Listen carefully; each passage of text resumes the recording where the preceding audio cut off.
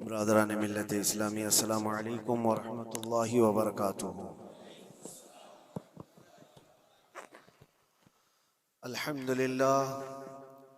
अल्हम्दुलिल्लाहि व कफ़ा व सलामुन अला हबीबिहिल मुस्तफ़ा अम्मा बअद फ़अऊज़ु बिल्लाहि मिनश शैतानिर रजीम बिस्मिल्लाहिर रहमानिर रहीम लन यनालल्लाह लुहूमुहा वला दिमाउहा वलाकिन यनालुहु तक़वा मिनकुम। सदक़ल्लाहु मौलानल अज़ीम। बारगाह रिसालत मुआब सल्लल्लाहु अलैहि वसल्लम में दुरूद पाक का हदिया पेश करें। अल्लाहुम्मा सल्लि अला सय्यिदिना व मौलाना मुहम्मदिन मअदनिल जूदि वल करम व आलिहि व अस्हाबिहिल किराम व इब्निहिल करीम व बारिक व सल्लिम सलातन दाइमतन सरमदन अबदा। मुसलमानों के लिए अल्लाह अज़्ज़ा व जल की तरफ से दो ईदें दी गई हैं। एक रमज़ानुल मुबारका के रोज़े मुकम्मल होने के बाद और दूसरे ज़िलहिज्जा की 10वीं को अशरे ज़िलहिज्जा, जिसको हम ईदुल अज़हा कहते हैं और उर्दू में बकरा ईद, ईद कुर्बान के नाम से जानते हैं। ये दो ईदें अल्लाह तबारक व तआला की तरफ से मुसलमानों को दी गई हैं। इन ईदों के दिनों में रोज़ा रखना भी जायज़ नहीं है, खुशियों के दिन।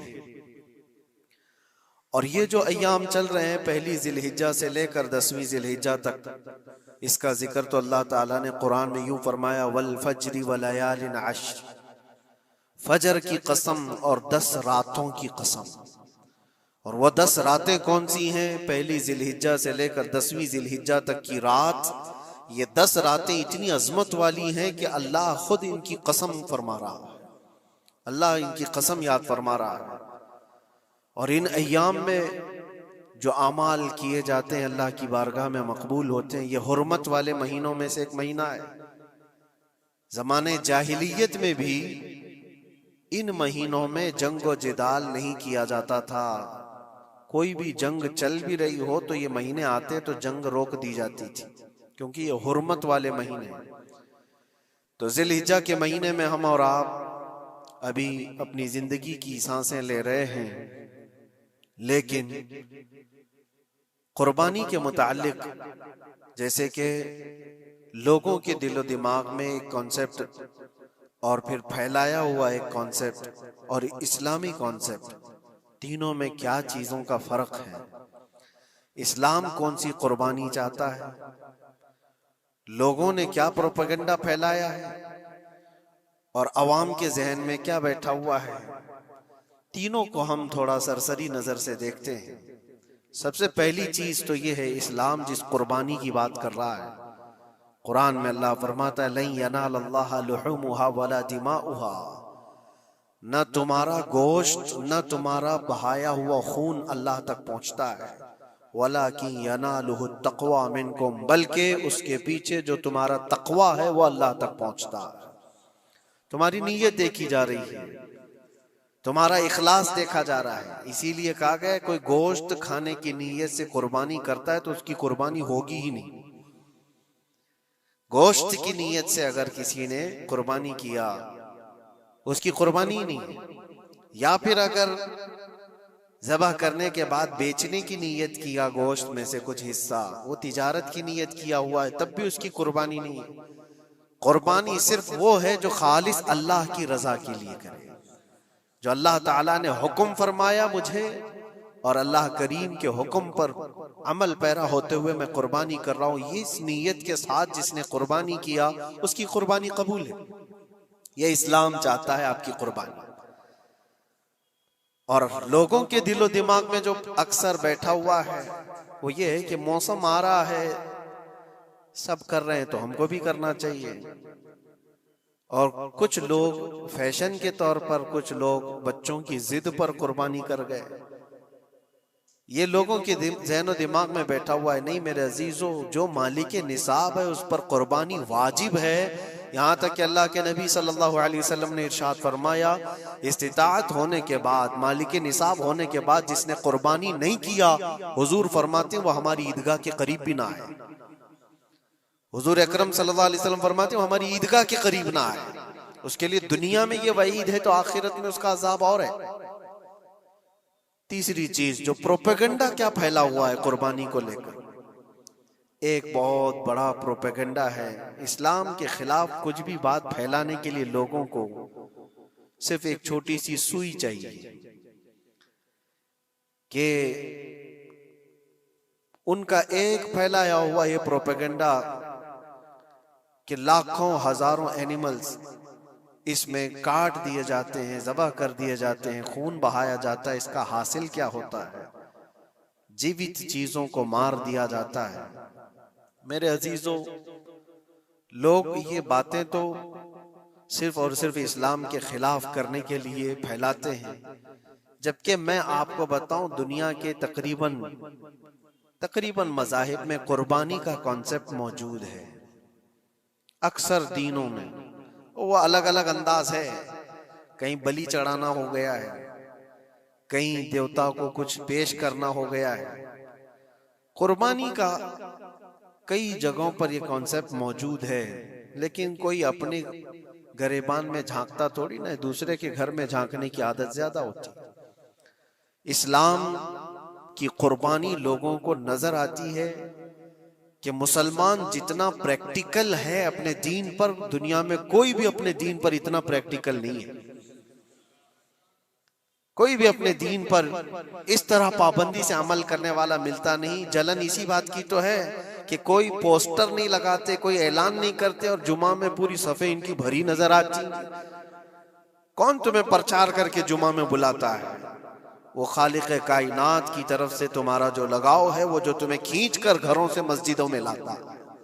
फितनों का दौर है, उसके बावजूद जुमा में कोई भी मस्जिद ऐसी नहीं होगी जो खाली पड़ी हुई। मुसलमान आज के दौर में भी अपने दीन पर अमल पैरा है और ये तकलीफ का सबब बन जाता है दूसरों के लिए। इसी तरह कुर्बानी के अय्याम आते हैं तो कुछ मॉडर्न ख्यालात वालों को ला करके हमारे दरमियान पेश किया जाता है। वो ऐसी मीठी मीठी बातों के जरिए से तुम्हें लुभाने की कोशिश करें। इतने पैसे खर्चा करने के, 40,000 का 50,000 का बकरा लेने से बेहतर है किसी गरीब को मदद कर दिया जाए, किसी का घर बना दिया जाए, किसी का राशन पहुंचा दिया जाए। मियाँ वो साल भर हम करते हैं अल्हम्दुलिल्लाह, कुर्बानी के दिनों में ही क्यों? अल्लाह के नबी सल्लल्लाहु तआला अलैहि वसल्लम की हदीस सुन, हुजूर पाक सल्लल्लाहु तआला अलैहि वसल्लम फरमाते हैं कुर्बानी के दिन यानी जिलहिज्जा की 10, 11 और 12, ये 3 दिनों के अंदर हुजूर फरमाते हैं कोई अमल दुनिया में कुर्बानी से ज्यादा अहमियत अल्लाह के नजदीक नहीं रखता। कोई अमल अल्लाह को इससे ज्यादा प्यारा नहीं है कुर्बानी। और एक बात मैं आपको बताऊं, लोग हमें जालिम की शक्ल में पेश करते हैं कि काट देते हैं, ज़बह कर देते हैं। हम अपनी मर्जी से अगर काटें, अपनी ख्वाहिश के लिए काटें तो हराम है, और जिसने खुद जान डाला है उसके हुक्म पर काटें तो ये हराम नहीं है, ये उसके हुक्म की फरमाबरदारी है। एक बात याद रखो, जानवर तो ये बकरा हो, भैंस हो, ऊंट हो, जिनकी कुर्बानियां होती हैं, ये अलग। जो मछली खाते हैं उसमें भी अगर कोई इंटरटेनमेंट के लिए शिकार करता है कि अपनी तफरीह कल्ब के लिए, तो उस मछली का शिकार करना भी हराम है। हाँ, खाने की नीयत है, तिजारत की नीयत है, तो मकसद के तहत अगर मछली पकड़ रहा है तो उसके लिए जायज है। इस्लाम यूं ही किसी चीज की जान लेना और खून बहाने का हुक्म नहीं देता। अल्लाह तबारक व तआला का हुक्म है और उसने कायनात को जिस अंदाज से बनाया है, इन जानवरों को अल्लाह ताला ने हमारे खाने के लिए बनाया है, जिसकी वजह से ये कुर्बान किए जाते हैं। और अगर मैं कहता हूं सारे जानवरों की कुर्बानी बंद करके देख लो, फिर जानवर ही रहेंगे, तुम्हारा रहना मुश्किल हो जाएगा। इस्लाम की ये कुर्बानियां तो साल में एक मर्तबा होती है ना, जो एक दिन की जाती है, 10वीं जिलहिज्जा से 12वीं को।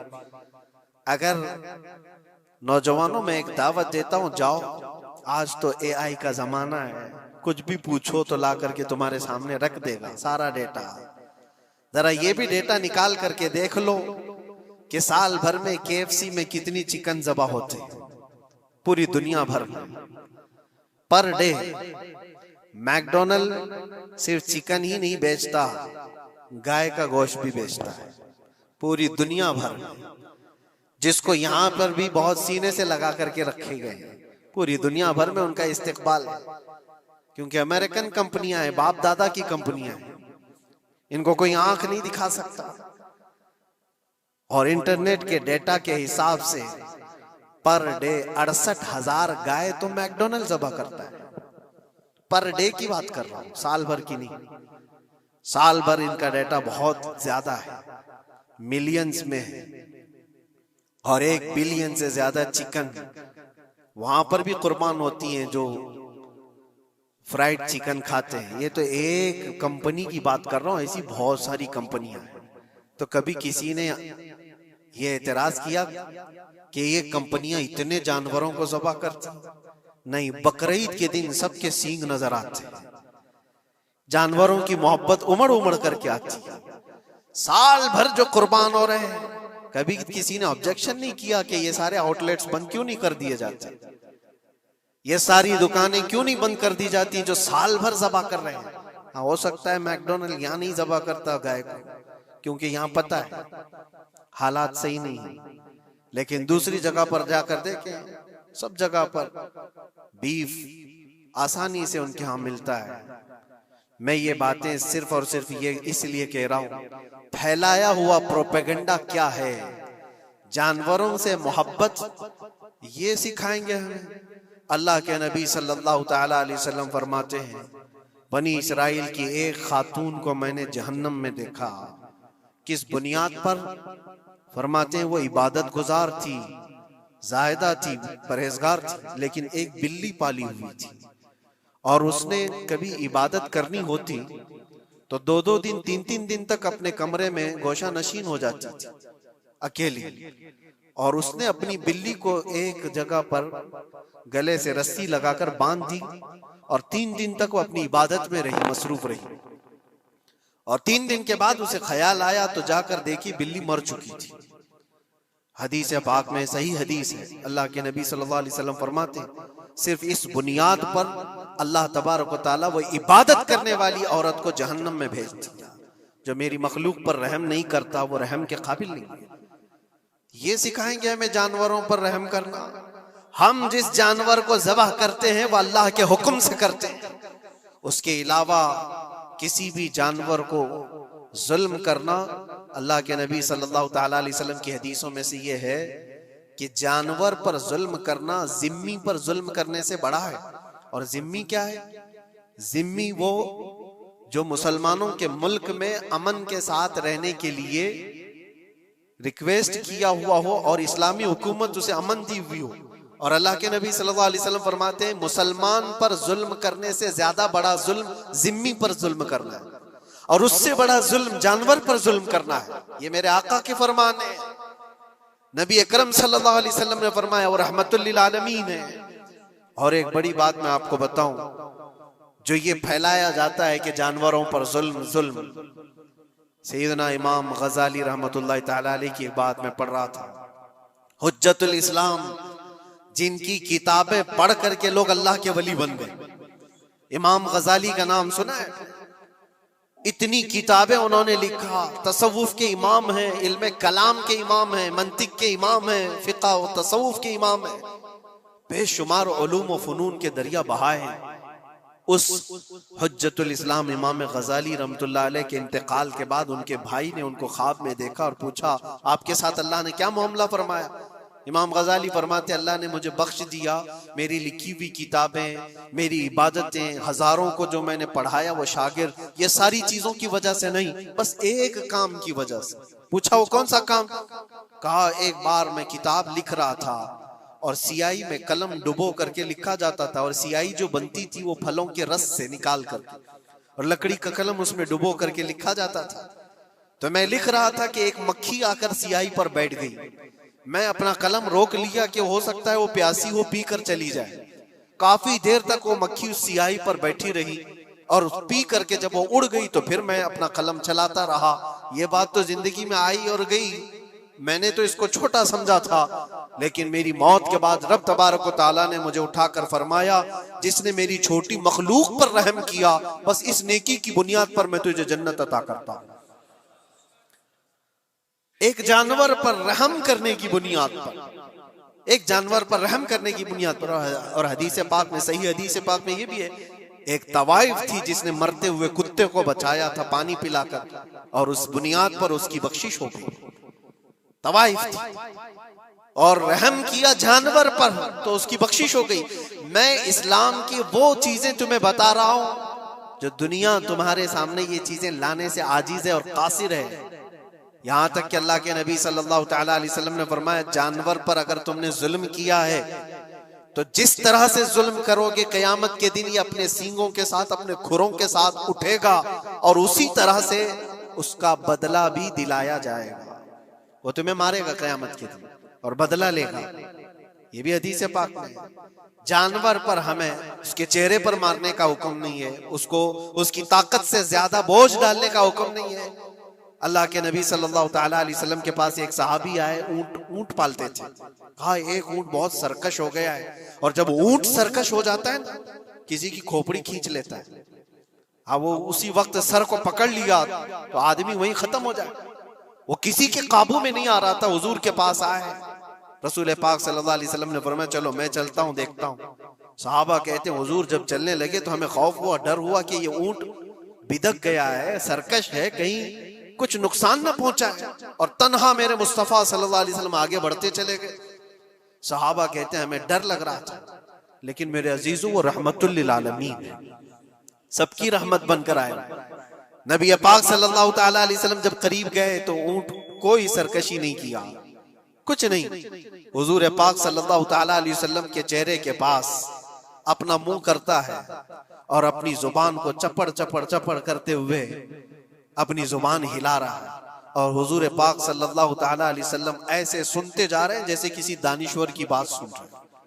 फिर नबी पाक सल्लल्लाहु अलैहि वसल्लम ऊंट के मालिक की तरफ मुतवज्जे हुए और कहा, यह ऊंट तेरी शिकायत कर रहा है, ये ऊंट तेरी शिकायत कर रहा है। ये सरकश इसलिए हुआ कि तू इसकी ताकत से ज्यादा बोझ इस पर डालता है और खाना इसको कम दिया करता है। क्या ये बात सही है? वो जो बद्दू थे, जो ऊंट के मालिक थे, उन्होंने चेहरा झुका लिया और कहा, वादा करता हूं हुजूर पाक सल्लल्लाहु अलैहि वसल्लम से कि उससे ज्यादा, उसकी ताकत से ज्यादा बोझ नहीं डालूंगा और उसका चारा, उसके खाने का इंतजाम रोजाना किया करूंगा। नबी पाक सल्लल्लाहु अलैहि वसल्लम ने उस ऊंट की रस्सी पकड़ी और मालिक को दे दिया। फिर वो ऊंट उसी तरह ताबेदार होकर निकल पड़ा। ये इस्लाम में मेरे आका सल्लल्लाहु तआला अलैहि वसल्लम का अदल तो देखो, उनकी ताकत से ज्यादा का बोझ डालने का हुक्म नहीं है। और दुनिया ये प्रोपेगेंडा फैलाई हुई है कि यहाँ जानवरों को काटा जाता है। जो ज़िबाह करने का हुक्म है वो अल्लाह के हुक्म से। मेरे रब तबारक व तआला ने खुद जान डाली, हमारी जान का भी वही मालिक है, जानवरों के जान का भी वही मालिक। अगर अल्लाह का हुक्म ना होता तो हमें चूंटी मारने की भी इजाजत नहीं। अल्लाह का हुक्म ना होता तो हमें किसी को भी कुर्बानी करने की इजाजत नहीं होती। ये रब तबारक व तआला का हुक्म है, तो जाहिर सी बात है हम अल्लाह के बंदे हैं। रब तबारक व तआला जानवरों की कुर्बानी का हुक्म दिया, इसलिए हर साल बकरीद में मुसलमान कुर्बानी करते हैं। अगर अल्लाह चाहे तो अपने बेटों की कुर्बानी का भी हुक्म दे दे, और दिया है रब तआला ने, और वो भी करके दिखाया सैयदना इब्राहिम अलैहिस्सलाम। अल्लाह तबारक व तआला अगर हुक्म दे तो क्या तुम ऐसे मुसलमान नहीं हो? मुसलमान का मतलब होता है सर झुकाने वाला अल्लाह के हुक्म के आगे। ये नहीं पूछेगा कि क्यों है और कैसे है। मुस्लिम कहते हैं अपना सर झुका दिया अल्लाह की बारगाह में, उसके हुक्म के आगे। अल्लाह तबारक व तआला हमारी जानों का मालिक है। अगर वो चाहता तो हमारी कुर्बानी का हुक्म देता, हमारे औलाद का, लेकिन रब तबारक व तआला ने ये सुन्नत इब्राहिमी पर पूरी दुनिया को सवाब देने के लिए जानवरों की कुर्बानी का हुक्म अता फरमाया। मेरे आका सल्लल्लाहु तआला अलैहि वसल्लम के पास एक सहाबी हजरत ज़ैद बिन अरकम आया और पूछा, ये कुर्बानी क्या है मेरे आका? हुजूर अकरम सल्लल्लाहु अलैहि वसल्लम ने फरमाया, जिस जानवर की कुर्बानी करोगे उसके हर बाल के बदले तुम्हें अल्लाह एक नेकी अता फरमाएगा। जितने उसके जिस्म में बाल होंगे हर बाल के बदले अल्लाह तुम्हें एक नेकी अता फरमाएगा। और हुजूर अकरम सल्लल्लाहु तआला अलैहि वसल्लम ने ये भी इरशाद फरमाया कि तुम जानवर का इंतखाब अच्छा करो, इसलिए कि कल बरोज़े क़यामत पुल सिरात पर ये तुम्हारी सवारी बनकर आएगा, जिस पर बैठकर तुम जन्नत में जा रहे होगे। और लोग ये भी पूछते हैं, हमने एक बार कुर्बानी की है तो वहां सवारी कौन सी वाली आएगी? ये भी मिलता है रिवायत में। तुमने अपनी जिंदगी में जो सबसे पहले कुर्बानी की है उस पर सवार होगे, लेकिन हर साल की कुर्बानी वाले जानवर भी सवारी बनकर तुम्हारे इर्द गिर्द आएंगे, वो सब होंगे। तुम इंतखाब करो जिस पर सवार होना चाहो। इसीलिए कुर्बानी में ऐब वाले जानवर की कुर्बानी जायज नहीं, लंगड़ा हो, लूला हो, कान कटा हुआ हो। क्यों जायज नहीं है? दुनिया तो ये समझती है कटने वाला जानवर वो होना चाहिए जो रिजेक्टेड हो, जिसको काटा जा रहा है वो दुनिया में काम के लायक ना हो, उसको काटना चाहिए। दुनिया का ये कॉन्सेप्ट है, दुनिया का तस्वुर ये है। लेकिन नहीं, अगर कोई अपने इस्तेमाल के लिए काट रहा होता तो मैं कहता हाँ रिजेक्टेड माल काट लो, लेकिन ज़बाह जो हम करते हैं कुर्बानी में वो अपने लिए नहीं, वो रब्बे जुल जलाल के लिए है। इसीलिए बंदा ये देखे मैं अपने रब की हुजूर क्या पेश कर रहा हूं। तुम अगर कोई हदिया तोहफा खरीदने जाते हो अपने किसी इज्जतदार शख्स के लिए, तो इंतखाब सोच समझ करके करते हो कि जिसको मैं देने जा रहा हूं ये कितना वैल्यू वाला होना चाहिए, कितना इज्जत वाला होना चाहिए, और जो रब ताला की बारगाह में पेश कर रहे हो उसका भी आप ख्याल रखो। इसलिए लोग काम चलाने की बातें तो बहुत करते हैं। कुर्बानी के मुतालिक कुछ बातें हैं जो मुझे आज अर्ज करनी थी, इसलिए मैंने आज इस मौजू पर आपसे खिताब किया। बहुत सारे लोग तरह तरह के अफवाहें भी फैलाते हैं। ये तो उन गैर मुस्लिमों के एतराजात का मैंने जवाब दिया। दुनिया भर में हमारे ऊपर इल्जाम कि ये लाखों जानवरों को ऐसी ज़बह कर देते, काट देते हैं।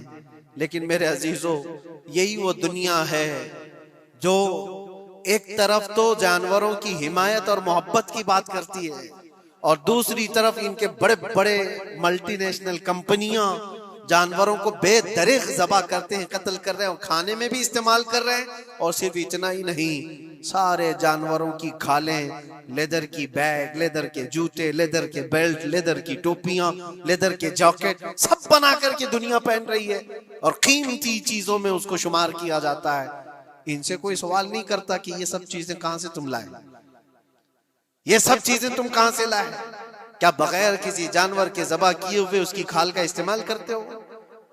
लेदर का इस्तेमाल तो सारी दुनिया बड़े फख्र से कर रही है, हत्ता कि घरों के इस्तेमाल करने वाले सोफे और कुर्सियों पर तक इस्तेमाल है, अपनी बैठने वाली गाड़ियों में कार की सीट पर तक इस्तेमाल है। तुम्हारे पहनने वाले जूते, तुम्हारे पहनने वाले बेल्ट, तुम्हारे पहनने वाले जैकेट, सब जगह तुम्हारा इस्तेमाल है। और सिर्फ मैं ये नहीं कह रहा कि दुनिया में सिर्फ मुसलमान इस्तेमाल करते, सारी दुनिया लेदर का इस्तेमाल करती है। ये लेदर कहां से आता है? तो ये दुगलापन, ये जो डबल रोल है, डबल स्टैंड, एक तरफ हिमायत की बात करना और दूसरी तरफ बेदरेग ज़बह भी करना, ये सब चीजें दुनिया को बेवकूफ बनाना और इस्लाम के खिलाफ एक प्रोपेगेंडा फैलाना। लेकिन ऐ मुसलमान, ज़हन और दिमाग में किसी ऐसे मॉडर्न कल्चर के ऐसा कोई फरेफ्ता हो, उसकी बातों में आकर तुम ये सोचो कि नहीं इतने पैसे मैं कुर्बानी के बजाय सदका कर दूं, किसी गरीब को दे दूं, नाजायज है। तुम्हारे ऊपर से कुर्बानी का वजूब खत्म नहीं होगा, वो उसी तरह से बाकी रहेगा और गुनहगार भी रहोगे। अल्लाह करीम से ज्यादा तुम रहम करने वाले नहीं हो, अल्लाह अरहमुर राहिमीन है। अल्लाह अरहमुर राहिमीन है। जब वो हुक्म अता फरमा रहा है तो क्या तुम्हारे दिल में उससे भी ज्यादा रहम है? तो कुर्बानी के दिनों में सिर्फ कुर्बानी ही होगी। अब कुछ जो चीजें ऐसी हैं फैलाई गई, देखें एक बात मैं आपको बताऊं, अल्लाह के नबी सल्लल्लाहु तआला अलैहि वसल्लम रहमतुल लिल आलमीन है, सबका मानना अकीदा है।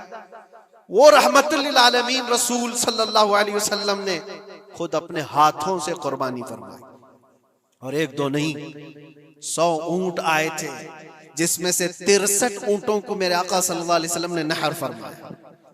63 ऊंटों को खुद हुजूर ने ज़बह फरमाया और उसके बाद हजरत अली मुर्तदा शेर खुदा रदी अल्लाह ताला अन्हु को दिया, बाकी के ऊंटों को तुम ज़बह करो। नबी पाक सल्लल्लाहु ताला अलैहि वसल्लम ने ये जो 100 ऊंटों को ज़बह फरमाया था ये अपने हज के मौके पर। और उसके अलावा एक हदीस पाक में ये भी है, हुजूर अकरम सल्लल्लाहु अलैहि वसल्लम ने जो 2 चितकबरे बकरे ज़बह किए थे। चितकबरे किसको कहते हैं? 2 कलर वाले, ब्लैक एंड व्हाइट जो होते हैं, अबलख उनको कहते हैं अरबी में। 2 मेंढे ज़बह फरमाए। एक नबी पाक सल्लल्लाहु ताला अलैहि वसल्लम ने अपनी जानिब से कुर्बान फरमाया और दूसरा पूरी उम्मत की तरफ से कुर्बान फरमाया। ये रसूल पाक सल्लल्लाहु ताला अलैहि वसल्लम के, इसीलिए तो मैं अर्ज करता हूँ मेरे अजीजों, हमारे इमाम ने सच कहा, जो न भूला हम गरीबों को रजा, याद उसकी अपनी आदत कीजिए। कुर्बानी साल में 1 मर्तबा हो रही है, रसूल पाक सल्लल्लाहु ताला अलैहि वसल्लम कुर्बान कर देते अपने नाम से, वो तो किया ही, लेकिन कयामत तक आने वाली अपनी उम्मत की तरफ से भी खुद अपने हाथ से कुर्बानी फरमाए। आज उम्मत ये पूछती है मेरे अजीजों, कुर्बानी के लिए 1400 साल पहले तुम्हारे रसूल ने तुम्हारी जानिब से कुर्बानी की, और अल्लाह ने जिसको इस्तिताअत दी, जिसको ताकत दी, मैं ये चाहता हूं कि तुम्हारे ऊपर जो कुर्बानी वाजिब है अपनी कुर्बानी करो, साथ में एक और कुर्बानी मेरे मुस्तफा की तरफ से करो, हुजूर अकरम सल्लल्लाहु अलैहि वसल्लम की तरफ, जबकि उनके एहसान का बदला पूरी उम्मत नहीं अदा कर सकती, लेकिन हम हदिये तशक्कुर के तौर पर अपनी तरफ से पेश कर सकते हैं। और कुछ लोगों ने ये समझ रखा है, एक बकरा लेकर के आते हैं पूरे घर वालों की तरफ से कुर्बानी, एक बकरा पूरे घर वालों की तरफ से कुर्बानी। मेरे अजीजों, बकरा एक आदमी की तरफ से ही कुर्बान होगा जो माली के निसाब है। घर में अगर 4 लोग माली के निसाब है तो चारों पर कुर्बानी है, शोहर पर भी, बीवी पर भी, बेटे पर भी, जो जो माली के निसाब है। माली के निसाब का मतलब क्या है आप जानते हैं? जिसके पास 52.5 तोला चांदी या 7.5 तोला सोना या उसके बराबर की कीमत हो, दोनों में से किसी एक के बराबर की कीमत हो। इस जमाने में आप कैलकुलेट कर लो 52.5 तोला चांदी की कीमत क्या हो सकती है। उतनी अगर तुम्हारे पास रकम है, उतनी मालियत है तुम्हारे पास, तो तुम मालिक के निसाब हो और तुम्हारे ऊपर कुर्बानी वाजिब है। कुर्बानी तुम्हारे ऊपर वाजिब है, और कुर्बानी वाजिब होने के लिए साल भर पैसे होना जरूरी नहीं, कुर्बानी के दिनों में अगर वो मालिक के निसाब हुआ तब भी उस पर वाजिब है। ज़कात का हुक्म अलग है, कुर्बानी का हुक्म अलग है। और पूरे घर की तरफ से एक बकरा कुर्बान किया तो किसी का भी नहीं हुआ। अगर 4 लोग घर में रहते थे और चारों की तरफ से एक बकरा ज़बह किया और चारों का नाम लिया गया है तो किसी के नाम से कुर्बानी नहीं हुई, क्योंकि पर्टिकुलर एक ही की तरफ से कुर्बानी हो सकती है। हाँ, बड़े जानवर में 7 हिस्से हो सकते हैं, वो ऊंट हुआ या बैल भैंस, ये जो बड़े जानवर हैं इन जानवरों में 7 हिस्से हो सकते हैं और उनमें शरीक होना जायज है। लेकिन 7 लोग जो शरीक हो रहे हैं उनके लिए भी शर्त है, कोई एक बंदा भी उसमें गलत अकीदे वाला भी ना हो और गोश्त की नीयत से शरीक ना हुआ हो, बल्कि सब कुर्बानी की नीयत से आए हों तो सबकी कुर्बानी होगी। ये ख्याल भी रहे, जरूरी है। अब हालात ऐसे आ गए कि सबके लिए एक बकरा लेना अगर ताकत के भर नहीं है, इस्तिताअत नहीं है, तो वो बड़े जानवर में हिस्सा ले सकते हैं जहां पर ये कुर्बानियां हो रही हैं, शरीक हो सकते हैं।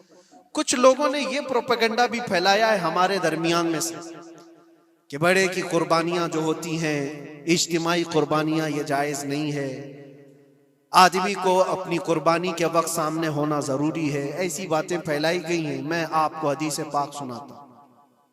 अल्लाह के नबी सल्लल्लाहु ताला अलैहि वसल्लम ने इरशाद फरमाया हजरत फातिमा से, कहा है फातिमा अपनी कुर्बानी के वक्त सामने रहो, कुर्बानी के खून का कतरा जमीन पर गिरने से पहले अल्लाह ताला तुम्हारे पिछले सारे गुनाह माफ फरमाएगा। हदीस पाक है, लेकिन साथ में दूसरी हदीस ये भी है, नबी पाक सल्लल्लाहु ताला अलैहि वसल्लम ने अपनी कुर्बानी का वकील हजरत अली को बनाया था कि अपनी नियाबत दे दी कि मेरी तरफ से तुम कुर्बानी करो। इस तरह से जो मुसलमान इस्तिताअत नहीं रखता खुद करने की, वो अपनी जानिब से किसी दूसरे को वकील बना सकता है, शरअन जायज है। किसी को भी वकालत दी जा सकती, नियाबत दी जा सकती है, मेरे तरफ से तुम कुर्बानी करो। जैसे कि घर में कोई औरत मालिक निसाब है, अगर ये हुक्म होता कि औरत खुद जाकर के करे तो कहां से करती? औरत किसी को वकील बना सकती है, अपने शोहर को कह दी या किसी को दे दिया पैसे कि मेरी जानिब से तुम कुर्बानी करो, ये जायज है बिल्कुल। जिन लोगों ने ये प्रोपेगेंडा फैलाया है हमारे दरमियान में कि कुर्बानियां नहीं होती, वो जाहिल लोग हैं, पढ़े लिखे लोग नहीं। शरई मसाइल को जाने बगैर इस तरह की बातें अवामुल नास में, अवामुल मुस्लिमीन में फैलाना ये गुनाह है। हाँ, इस बात को याद रखें, जो वकील है कुर्बानी का, उसके ऊपर जिम्मेदारी है कि वो जितने लोगों की कुर्बानी कर रहा है, जानवर शरीयत के मुताबिक का ले, ऐबदार जानवर की कुर्बानी ना करें। लागर हो, कमजोर हो, सींग टूटा हुआ हो, कान कटा हुआ हो, पैर कटा हुआ हो, दुम कटी हुई हो, या इतना कमजोर के चल नहीं सकता, खड़ा नहीं हो सकता, ऐसा ऐबदार जानवर ना ले। ये वकील की जिम्मेदारी है जो सबकी तरफ से कुर्बानी कर रहा है। और दूसरी चीज, ऐब किसको कहते हैं? ऐब किसको? कान में अगर सुराख है तो वो मकरू है, लेकिन कुर्बानी है उसकी। हाँ, सींग अगर बचपन उसके पैदाइशी नहीं आए थे तो जायज है उसकी कुर्बानी। आए थे और टूट गए तो उसकी मिकदार बताई गई है। 1/3 हिस्सा अगर टूटा है तो उस वक्त तक जायज है, उससे ज्यादा जड़ से टूटे हुए हैं तो कुर्बानी जायज नहीं। कोई पैर पूरा कटा हुआ है, दुम पूरी कटी हुई, ये ऐब में आता है। ऐबदार जानवर की कुर्बानी जायज नहीं, ये वकील करेगा, नहीं करेगा तो वो गुनहगार है। लेकिन इसका मतलब ये नहीं होता कि इज्तिमाई कुर्बानी जायज ही नहीं, जायज ही नहीं। ऐसी बातें क्यों फैलाई जाती हैं? हदीस पाक में मिलता है कि नियाबत और दूसरे को वकालत देना जायज है।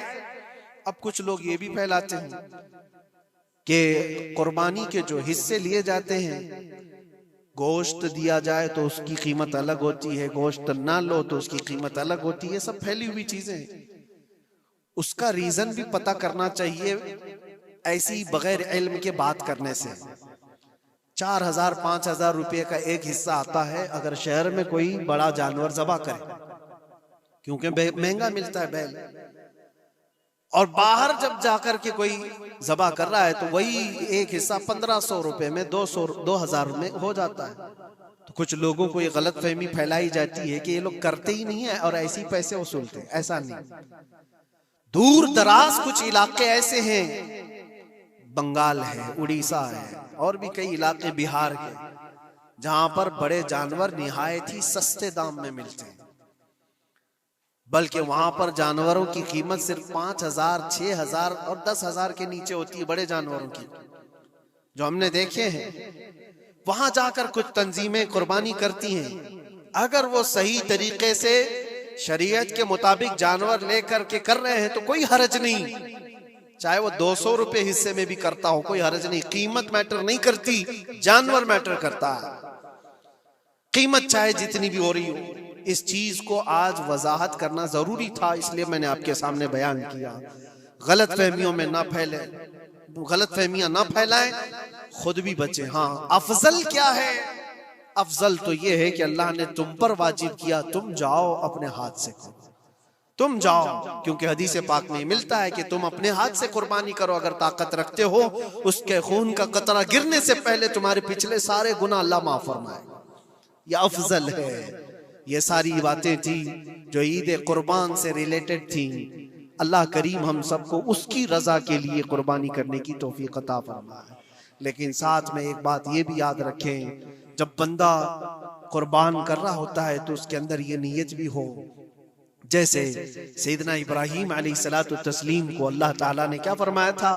4 परिंदे लो, उनको ज़बा करो, उनके सर अपने पास रखो, उनका कीमा बनाकर 4 पहाड़ों पर रखाओ और फिर उन परिंदों का नाम लेकर के बुलाओ, वो जिंदा होकर के आ जाएंगे। क्योंकि इब्राहीम अलैहिस्सलाम ने अल्लाह से पूछा था कि अल्लाह तुम मरने के बाद लोगों को जिंदा कैसे करता है, मैं देखना चाहता हूँ। तो रब ताला उनको प्रैक्टिकल दिखाना चाह रहा था कि जाओ ठीक है, ज़बा करो 4 परिंदे और उनका कीमा बना दो, सर उनके अपने पास रख लेना और उनका कीमा 4 पहाड़ों पर रख कर आओ और फिर आकर उन सरों के पास खड़े होकर उन परिंदों के नाम लेकर बुलाओ, वो आ जाएंगे। इब्राहिम अलैहिस्सलाम ने इसी किया, 4 परिंदे लिए थे। क्या क्या लिए थे आपको मैं बताऊं, एक मुर्गा था, एक कौवा था, एक कबूतर था और एक मोर था।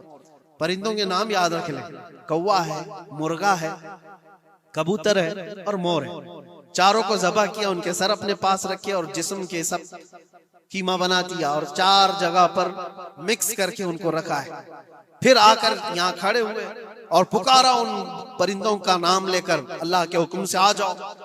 वो कीमा हवा में उड़ा, जिस्म बना और वैसी बगैर सर के उड़ता हुआ आया और अपने अपने सर से जुड़ करके वो जिंदा परिंदा हो गया। कुरान पाक में ये है मौजूद। 3 पारे में रब तबारक व तआला ने फरमाया, वइज़ क़ाल इब्राहीम रब्बी अरिनी कैफ़ तुह्यिल मौता क़ाल अवलम तुअमिन क़ाल बला क़ाल वलाकिन लियत्मइन्न क़ल्बी क़ाल फ़ख़ुज़ अर्बअतम मिनत-तैर फ़सुरहुन्न इलैका थुम्मा इजअल अला कुल्लि जबलिन मिनहुन्न जुज़अन थुम्मा उदउहुन्न यअतीनका सअया वअलम अन्नल्लाह अज़ीज़ुन हकीम। ये अल्लाह तबारक व तआला ने पूरा कुरान में फरमाया कि इब्राहिम अलैहिस्सलाम ने ये जो किया। अब सुनिए, सबअ सनाबिल शरीफ में मीर अब्दुल वाहिद बिलगरामी रहमतुल्लाह अलैह लिखते हैं कि 4 परिंदों का जो इंतखाब हुआ था ना, 4 परिंदे जो चुने गए थे, कौन से थे? कौवा, मुर्गा, कबूतर, मोर। असल में जो है इनकी हर एक की एक एक खासियत है। कौवा लालची बहुत होता है, कौवा लालची बहुत होता है। मुर्गा, उसके अंदर शहवत बहुत ज्यादा है, औरत की ख्वाहिश। मुर्गे के अंदर ख्वाहिश शहवत ज्यादा होती है और कबूतर के अंदर दोस्ती करने की आदत ज्यादा होती है, जल्दी दोस्ती करता है। और मोर के अंदर दिखावे की आदत ज्यादा होती है, अपनी खूबसूरती का इजहार बार बार करता है। तो ये 4 चीजें उनके अंदर है, ये 4 परिंदों के अंदर। सूफिया इकराम फरमाते हैं, दर हकीकत आपको हुक्म था इन जानवरों को ज़बा का नहीं था। कौवे की लालच को ज़बा करो, मुर्गे की शहवत को ज़बा करो और बिना वजह के कबूतर की जो दोस्ती है हर आयरे गैरे से, इस दोस्ती के कद को खता करो और मोर के दिखावे की आदत को ज़बा करो। ये 4 बुरी आदतों को ज़बा करो तो अल्लाह की कुदरत के मुशाहिदे देखने मिलेंगे। दर हकीकत वहां पर सूफिया इकराम में फरमाते हैं, और यही बात है कि शैतान को जब कंकरियां मारने के लिए हुज्जात जाते हैं, वो तो एक पिल्लर है जिसको कंकरियां मारते हैं। वहां एक पिल्लर है, उस पिल्लर को कंकरियां मार करके आते हैं। लेकिन मेरे अजीजों, तसव्वुर ये होनी चाहिए, जिंदगी भर जो शैतान मुझे बहकाता है, मैं उसको कंकरियां मार रहा हूं। अगर तुम्हारी नीयत साले हुई और कंकरी लग गई तो यकीनन जिंदगी भर शैतान की शरारतों से महफूज हो जाओ। तुमने अपने शैतान को जख्मी कर दिया, इसीलिए जिसका हज कबूल हो जाता है उसकी कंकरी वहां से उठा ली जाती है। वरना तो 40 लाख लोग 70-70 कंकरियां मार करके आए तो पहाड़ बन जाना चाहिए, लेकिन कोई पहाड़ नहीं होता वहां कंकरियों का। जाकर देखें, ना ही उसको उठाया जा रहा है। लेकिन हदीस पाक में जिस हाज